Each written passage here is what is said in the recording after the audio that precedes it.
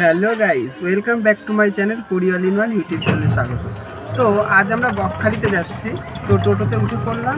তো তারপর আমরা বাস স্ট্যান্ডে যাবো। বাস স্ট্যান্ডে এখানে আমি আছি, শুভ আছে এবং দিদি আছে। তো ওদেরকে একটু দেখে নাও, একটু হাই করে দে।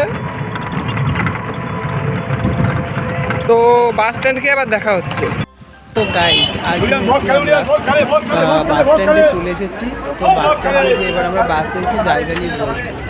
তো কিছুক্ষণের মধ্যেই বাসটা ছেড়ে দিল। তো দেখো গাইস, এখানে লেখা রয়েছে আই লাভ বকখালি। জাস্ট ব্যাকগ্রাউন্ডটা তো খুবই সুন্দর লাগছিল। আর হ্যাঁ, বকখালি যেতে গিয়ে নামখানা একটা ব্রিজ বাঁধে। ব্রিজটা না পুরোটাই বিদ্যাসাগর সেতুর আদলে তৈরি।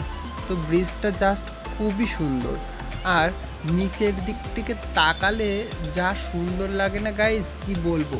তো তোমাদের সামনে আমি কিছুটা ভিডিও করে তুলে ধরার চেষ্টা করেছি গাইস। তো দেখতে থাকো। যদি ভালো লাগে অবশ্যই তোমরা like, comment, share and subscribe করবে। তো গাইস, এখানে না মনে হয় নারকেল গাছ আর খেজুর গাছটাই বেশি আছে গাইস।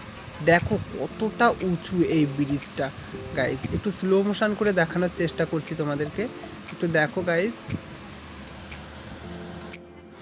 আর হ্যাঁ, সত্যি কথা বলতে কি যে আমার না বকখালি ঘুরতে যেতে খুবই ভালো লাগে, জানো তো। আর হ্যাঁ, আমার মতন আর কার কার এই বকখালিতে ঘুরতে যেতে ভালো লাগে অবশ্যই তোমরা কমেন্ট করে বলো কিন্তু। আর হ্যাঁ, এই যে তোমরা দেখতেই পাচ্ছ সেই নদীটা চলে এসেছে। এটাই কিন্তু সেই গঙ্গা নদী, মানে মুড়িগঙ্গা নদী। হ্যাঁ, এটা কিন্তু বঙ্গোপসাগরে গিয়েই মিশেছে। আর এই নদীটা যেখানে গিয়ে মিশেছে সেটা হচ্ছে গঙ্গাসাগর। তো গঙ্গাসাগরেও গেছিলাম, আগের বার এসে ঘুরতে গেছিলাম। তো গাইজ, এবার আর গঙ্গাসাগরে ঘুরতে যাওয়া হয়নি। তো ভাবলাম যাই একটু বকখালি থেকে ঘুরে আসি, সেই কারণের জন্য আমরা বকখালির জন্য বেরিয়ে পড়েছি। আর এই নদীটা থেকে প্রচুর স্টিমার যায়, প্রচুর স্টিমার। তো দেখো গাইজ, ব্রিজটা লাস্ট তোমাদের একটু দেখানোর চেষ্টা করেছি, দেখো। আর হ্যাঁ, এই জায়গাটাই বকখালি পৌঁছে গিয়ে এই যে বায়ু কলগুলো রয়েছে না, বায়ু কলগুলো দেখতে না জাস্ট অসাম লাগছিল। আমার তো খুবই ভালো লাগছিল। আর হ্যাঁ, আমি ওই জামাইবাবুকে জিজ্ঞাসা করলাম। তো ওই জামাইবাবু আমাদেরকে বলল যে নাকি আমফান ঝড়ে উল্টে গেছিলো, এই পাখাগুলো কিছু কিছু পাখা ভেঙে গেছে। তো দেখতে দেখতেই আমরা বকখালি বাস স্ট্যান্ডে নেমে পড়েছি। তো আর হ্যাঁ, আমরা কিন্তু বকখালিতে এসে কিন্তু কোনো হোটেলে ছিলাম না। আমরা এখানে একটা জামাইবাবুর বাড়ি আছে আমাদের এখানে। তো ওই জামাইবাবুর বাড়িতেই আমরা এই বকখালিতে ছিলাম। খুবই ভালো লাগছিল। আর হ্যাঁ, ওই জামাইবাবুটা কিন্তু মাছের ব্যবসা করে। তো জানি না তোমাদের আমার মতন আর কার কার এই বকখালি ঘুরতে ভালো লাগে। তো গাইজ দেখো, সাগর কিন্তু কোনো কিছুই গ্রহণ করে না। তো এখানে দেখতেই পাচ্ছ একটা গাছ সাগরের ভিতরে চলে এসেছিলো। তো সেই গাছটা আবার এতটা ঢেউ ছিল, সে তীরে তুলে দিয়েছে। তো যাই হোক, আমার কিন্তু বেশ ভালোই লাগে এই বকখালিটা। আমি আবারও সময় পেলে আবারও ঘুরতে আসব। তো আমি যেখানেই যাই সেখানে রিলস তো বানাই। তো এখানে এসে একটা রিলস বানিয়ে নিলাম। তো গাইজ, আসলে এতটা গরম ছিল তো ওখানে বসে আর রিলস বানানো হয়নি।